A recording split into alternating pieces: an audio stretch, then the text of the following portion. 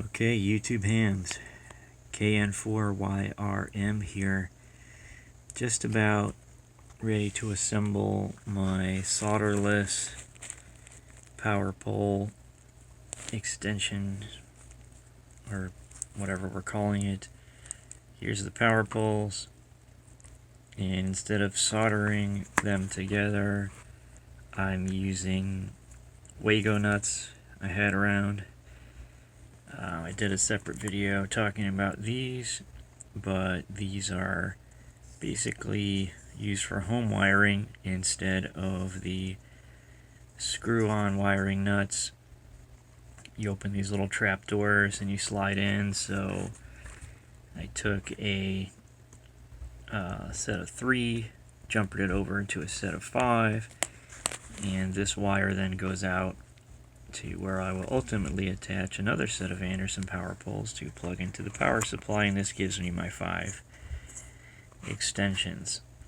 No fuses.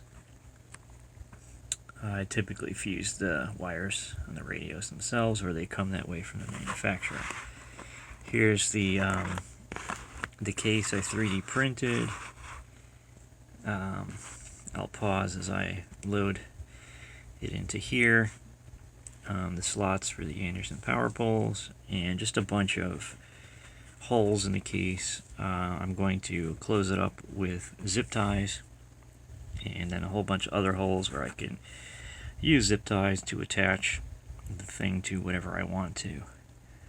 So I'm going to pause it here and load it into the case. Okay, I've got 1/2 in. It's a really tight fit for the cord coming out, which is good. It'll provide strain relief, but we're going to see if we can get the top half of the case on. It's going to be a bit of a challenge, but I'm going to give it a shot. Okay, we're all assembled here. It's a tight fit. It didn't provide much relief for this cable to come out. So it's pinched a little bit by the case, but I think that's okay because it's going to give it some strain relief. I might also, well, no, I was thinking maybe I could do another zip tie to zip the cables to the case, but we'll get some focus there. But I don't think that'll be necessary. I think you can tug on those cables and it'll be okay. So I just need to terminate them with Anderson connectors, and there you can see my junction box and the zip tie points that I just kind of chose by trial, by random. Ended up needing 5 zip ties to keep it shut because the case kind of squeezes things, so in the future I might leave a little bit more space if I make another one of these.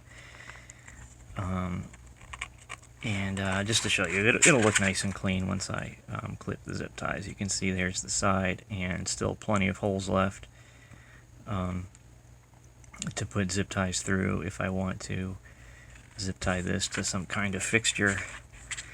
And I'll obviously clip off the ends of these once I tighten it down, and it'll look okay. So nothing fancy, but I was looking on Amazon and buying one of these Anderson extenders is like $50. And that's even more if you want one that has fuses on each terminal. I might create one with fuses on each terminal. I've done that before. I bought a automotive fuse box and hooked them to Anderson poles. That was quite an effort. But I had all the parts I needed lying around. I didn't have to buy anything to complete this project. I had all the Anderson... Come on, focus. I had all the Anderson power poles. 3D printed the case. Had the Wago nuts. All the wires. All the heat shrink insulation inside. So that's it. Saved myself $50 by building this. I've already used the continuity tester, confirmed everything's flowing, so I'll probably put it to use tonight. I have just one Anderson power pole outlet on my power supply, so every time I swap from my VHF UHF radio to my HF radio, I gotta unplug the power supply, and that's kind of annoying, especially because here in the shack I want to move the power supply out of the way, probably near the floor, and don't want to have to go down there every time I want to change radios. This way I can just keep them both plugged in at all times. And I'm sure I'll find other uses for this as well, plug in other radios and other stuff. So, was it worth it? I would say that if you have the materials, it's worth it. Like I said, I still have more Anderson power pole connectors that I'll probably need in the next few years. Like I say, the heat shrink tubing inside, more Wago nuts that I'll need. If you already have an Anderson power pole crimper, I don't have a specialized one, I just have a iWis crimping set that happen to have some jaws that seem to do a good job on Anderson power pole connectors, so I just use that. But if you don't have anything, you could easily spend more than what one of these costs just to acquire the tooling. If you already have everything, though, like I said, they're not that hard to build. And would I do Wago nuts again instead of soldering? I don't know. Why did I not want to do soldering? I just thought it would be difficult to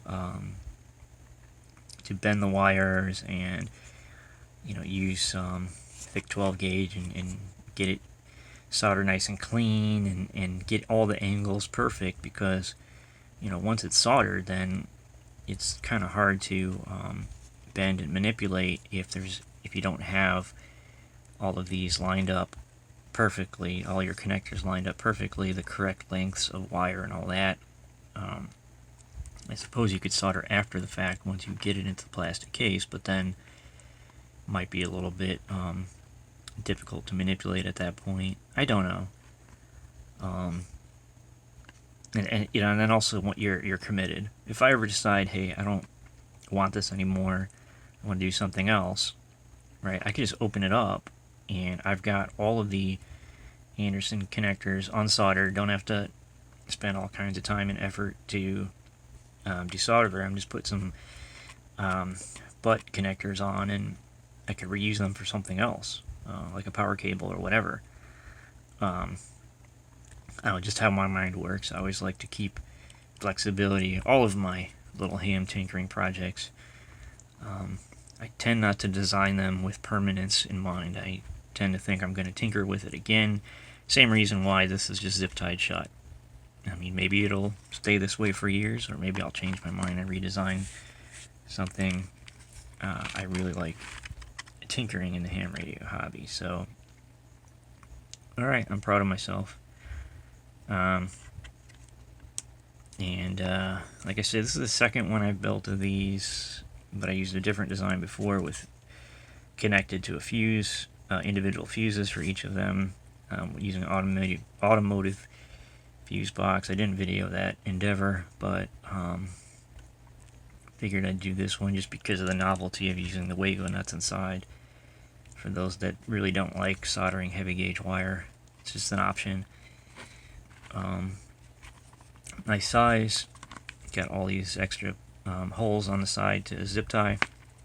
This was printed with PETG, I should mention, just to give it extra strength over PLA. Yeah, you can see there's a little bit of a gap there. I mean, it's fine, doesn't matter, as long as the power poles are hooked to each other, the way the connectors interconnect, so doesn't have to be perfect, just got to get the job done. Alright, that's it. KN4 YRM clear.